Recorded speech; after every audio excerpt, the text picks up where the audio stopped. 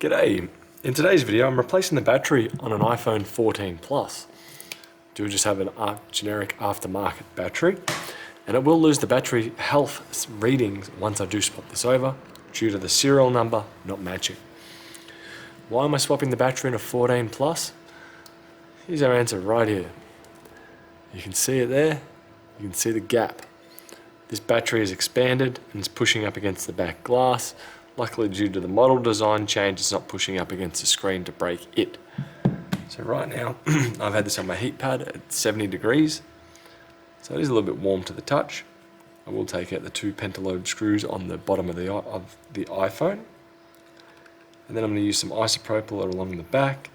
And I might use since I've already got a gap here to get into it, I'm going to be able to get in there relatively easily. I do have to use caution on this side of the phone, as the NFC, I believe, and wireless charging connector is over here. So you don't want to sever that connection, so don't push too far in on that side. Isopropyl usually makes most repair jobs, or getting backs off phones and screens out of phones, a lot easier. So if you can get that, I do recommend getting that prior to attempting to remove the back cover. You may have suction cups and stuff like that, they may help.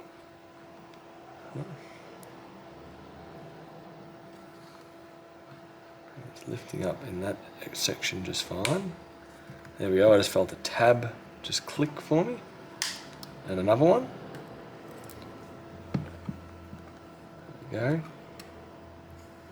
It's going around fairly easily. Does feel like it's getting to the point of almost breaking. Then I believe it's either the tabs disconnecting like here and up here, or it's the isopropyl actually helping soften it. Probably a combination of the two. The audible noises will be the tabs disconnecting. Continue around. I just want to slowly fold that open like a book. There we go.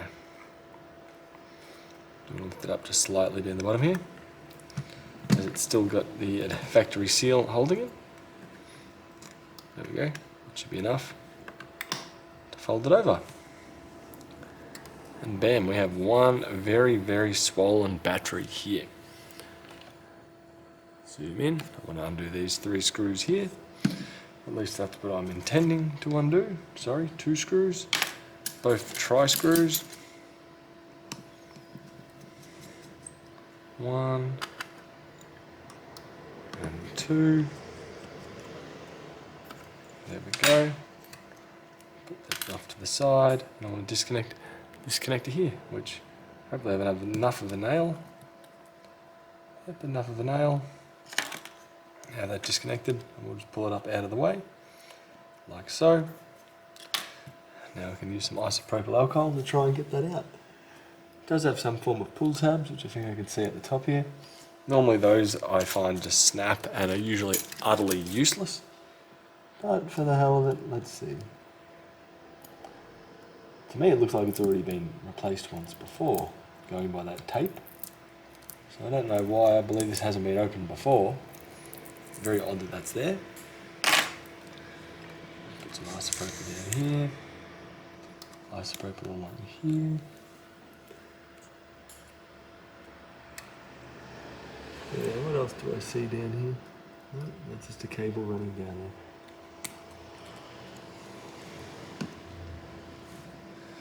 there. Now, here's one of my pry tools. Just want to push it under and try and lift. There.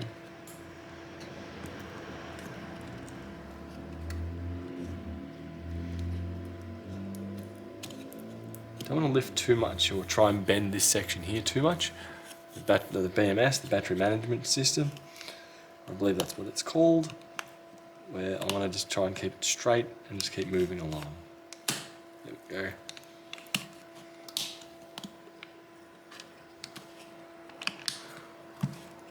Now if I switch tools to a spatula, under, lift, there we go, one massive tab, Go. Push that back in there. Bam. And one puffy battery. To replace it with a slightly less puffy battery. I call it puffy battery. I don't know why they turn, or the chemical reaction that happens that makes them go puffy or gassy. But with that out of there, I'm going to put this one in here. Peel off this. Fold it over. I will just put something here so the glass doesn't fold down. I don't want to fold this section too much over here. It looks like it reaches out to try and grab the charging port. What I like to do is connect up the cable connect that up first to the board and then position it. So line it up over the top, turn my heat off, so I no longer need it, and the phone is getting quite warm to the touch.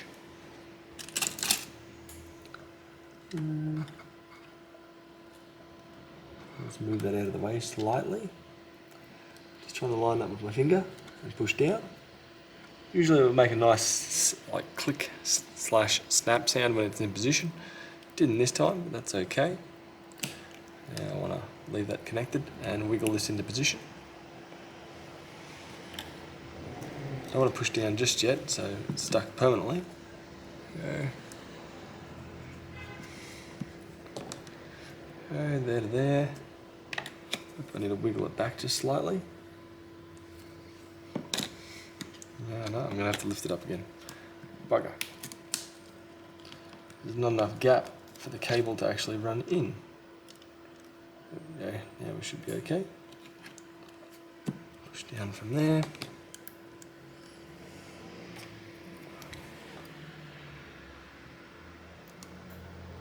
Go.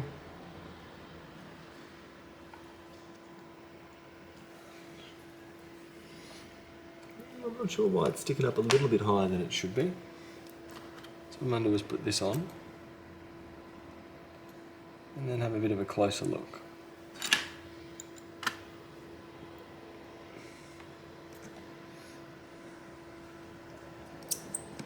Go.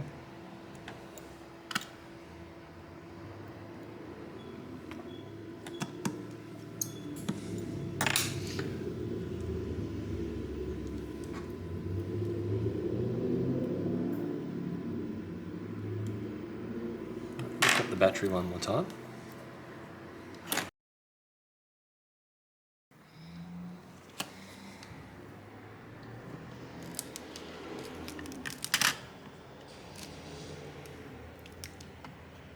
Yeah, so it's kind of fouling on another cable just down here. Get it past it and feed it back. There we go. So if you look at that cable now, it is nice and flush. Exactly where it's meant to be. The battery is flush with the camera. So overall, very happy with that now. Now I should hopefully use extreme caution for up here as it kind of springs out over here. But we should be able to lift it up slightly. It might help if I've reconnected it over here fine. As you see, it's not latched over this section. So if I fold that back down and redo that, then close it up, we should be alright from there.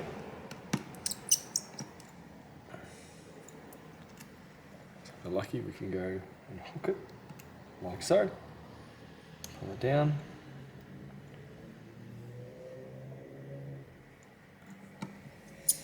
There. To here.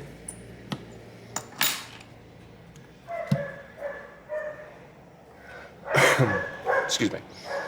Now we fold it back over. Do want to remove the stickiness of the adhesive. There we go. Because we need to get these in the groove first. So we need to lift it up just slightly. There we go. That should be enough, I believe. Line it up. There we go. As you see, this side was the side that was lifted. Now we're looking pretty flush. Continue that around. Should click into position. After that, we'll put the pentalobe screws in. And right to stick it on charge from there. One thing I always do myself is usually give the charging port a clean, but that's just due to my experience on that one. I wouldn't really recommend most people to clean the charging port themselves, especially if something like a toothpick, maybe a super thin pair of tweezers. That's what I personally use, but I don't normally recommend my customers or viewers to do that. But hopefully from here, we now have much better battery life than this pillow. They no longer put the manufacturing date on there. That's disappointing. Anyway, that's one Haggerty battery. Look at it there. That sweet smell that comes from it, it's probably coming from there. Anyway, I'll see you guys later. Bye.